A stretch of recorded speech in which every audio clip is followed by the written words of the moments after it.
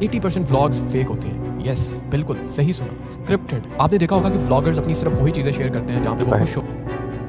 एक साहब ने अपनी को गाड़ी गिफ्ट की और इस पर 5 वीडियोस बनाकर अपलोड की, जिन्हें 1 करोड़ से ज्यादा लोगों ने देखा। इमेजिन कि इस तरह के कंटेंट पर लोगों ने कितना वक्त वेस्ट किया।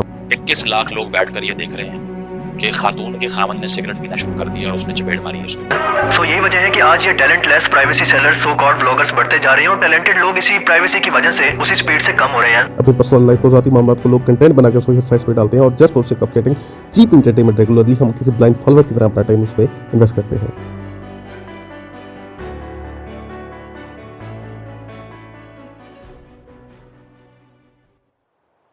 डेली व्लॉग्स इतने एडिक्टिव क्यों होते हैं? Well, science behind it is very simple. It's all about dopamine spike. Dopamine, जो कि हमारे दिमाग से निकलने वाला एक न्यूरोट्रांसमीटर, एक केमिकल है जो खुशी, मोटिवेशन और एक्साइटमेंट जैसे जज्बात को प्रोसेस करता है। जब हम अपना फेवरेट फूड खाते हैं, किसी अपने को देखते हैं या कोई ऐसी एक्टिविटी करते हैं जो हमें बहुत पसंद है, तो हमारा दिमाग डोपामिन रिलीज करता है and we feel very good. लेकिन यहाँ पर एक सवाल भी है, कॉम्प्लिकेटेड टास्क करने पर भी डोपामिन का स्पाइक होता है, तो हम इनके आदी क्यों नहीं होते? असल में हमारा ब्रेन नॉन स्टेटिकल कंडीशन में रहने के लिए डिजाइन किया गया है, यानी वो ऐसे माहौल को पसंद करता है जहां उसे ज्यादा सोचना ना पड़े, कॉग्निटिव लोड कम हो और वो हर चीज आसानी से कर सके। यही वजह है कि हमारा ब्रेन डीप थिंकिंग से बचने की कोशिश करता है। और यहाँ आते हैं डेली व्लॉग्स। ये ना सिर्फ इंटरटेनमेंट फराहम करते हैं, बल्कि आपके दिमाग को कम से कम कॉग्निटिव एक्टिविटी के साथ एक कंफर्ट जोन में रखते हैं। जितना ज्यादा आप ऐसी सिंप्लीफाइड इंटरटेनमेंट देखते हैं, उतना ही आपका दिमाग इसका आदी होता जाता है।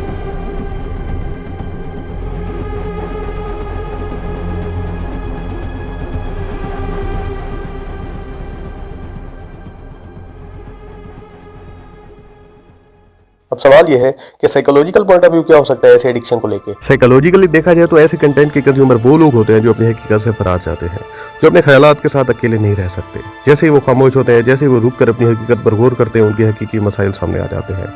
यही वो लम्हा होता है जहाँ खौफ पैदा होता है और खौफ से बचने के लिए इनको हर वक्त थ्रिल, मजे और फन की कैफियत में रहना होता है। ये सब कुछ एक कंटिन्यूअस प्रोसेस में चलता है, एक के बाद एक वीडियो, एक के बाद एक व्लॉग, एक ना खत्म होने वाला साइकिल जो उन्हें हकीकत से दूर कर देता है। ऐसे लोगों को आप थोड़ी देर के लिए फ्री बिठा दें and they will start creeping out. So वो अपने आपको एक टेम्परेरी सेंस ऑफ जॉय या अपने ब्रेन को मुसलसल स्टिमुलेट रखने के लिए खुद को इन थ्रिल्स का आदी बना देते हैं।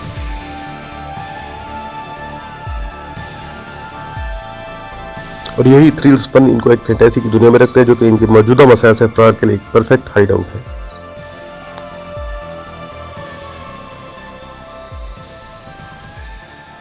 इसके अलावा कुछ और फैक्टर्स जैसे कि नीड फॉर वैलिडेशन ने भी इस चीज को हिट अप किया हुआ है। नीड फॉर वैलिडेशन का मतलब आपने नेट है, इसको देखना है, इसके बारे में बात करनी है और इसको ब्लाइंडली अडॉप्ट करना है। Apart from what good could it bring you. I've always felt that I was inadequate. कुछ कंटेंट क्रिएटर को अगर डायरिया भी हो जाए तो इस पे भी एक वीडियो रिलीज की जाती है और इससे भी बदतर ये कि लोग इसे भी कॉपी करने लगे हैं। लोग ये कुछ फेमस सेलिब्रिटीज जो भी कर रहे हैं आपको करना है, चाहे वो कितना फजूल, गैर इखलाकी या अगली है।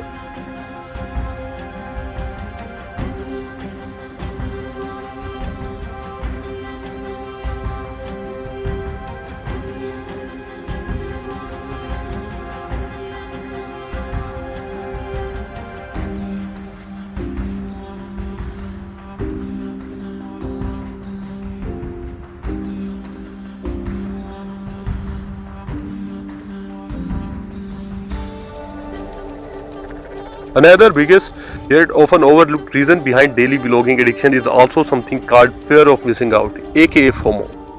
ये लत असल में कंटेंट देखने से नहीं होती, ना ही आपको उससे वैलिडेशन चाहिए होती है। अब बस हर वक्त ये जानना चाहते हैं कि what chaos is trending today, latest news क्या है, गॉसिप क्या हो रही है। बस एक ही चीज़ का डर होता है, कहीं कुछ मिस ना हो जाए।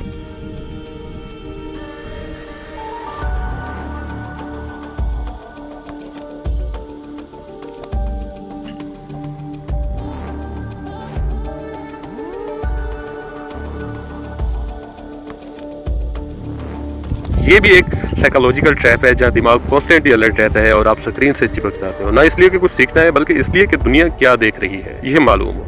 रीसेंट यूट्यूबर्स का क्लैश ले लो, 2 रैंडम लोग, ना उनका कोई कंटेंट था, ना सच्चाई, ना कुछ आपसे रेलिवेंट था, फिर भी वो ट्रेंड बन गया। लोग लगातार देखते गए बिना किसी रीजन के, सिर्फ इसलिए कि वो ट्रेंड कर रहा था।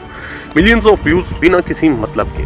बात सिंपल है, हम कंटेंट के एडिक्टेड नहीं हैं, हम कुछ मिस करने के डर के एडिक्टेड हो चुके हैं। ये डिजिटल दौर का एक साइलेंट प्रेशर है। हर नोटिफिकेशन एक इमरजेंसी लगता है और हर खामोशी से लगता है जैसे कुछ पीछे रह गया हो। तो अगली बार जब आप खुद को बिना वजह के स्क्रॉल करते हुए पकड़े तो बस एक सवाल पूछना, क्या मैं बाकी इंटरेस्टेड हूँ या सिर्फ इसलिए देख रहा हूँ कि सब देख रहे हैं।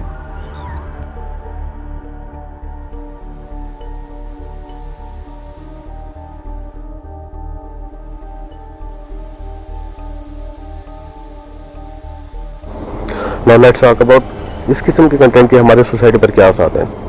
सोचिए एक साहब ने अपनी बीवी को एक गाड़ी गिफ्ट किया और उस पूरी प्राइवेट मूवमेंट को रिकॉर्ड करके डिफरेंट व्लॉग्स बनाए और वो वीडियो 1 करोड़ से ज्यादा लोगों ने देखे। अब जरा अंदाजा लगाइए इस किस्म के ट्रिवियल कंटेंट पर लोगों ने अपना कितना प्रीशियस टाइम वेस्ट किया होगा।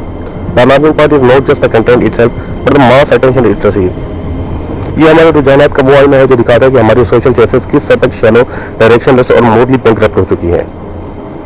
What does such relentless exposure do to our rational faculties? हमारी क्रिएटिव इमेजिनेशन मजीद किन गिरतों में फंस रही है? इस दिस ट्रीली कंटेंट जैसे कि डिजिटल सर्कस है जहां हर किसी को सिर्फ व्यूज, लाइक्स और मोनेटाइजेशन की फिक्र है, रिगार्डलेस ऑफ द इंटेलेक्चुअल और cultural cost. It's high time we reflect not just on what we consume but on what we are becoming.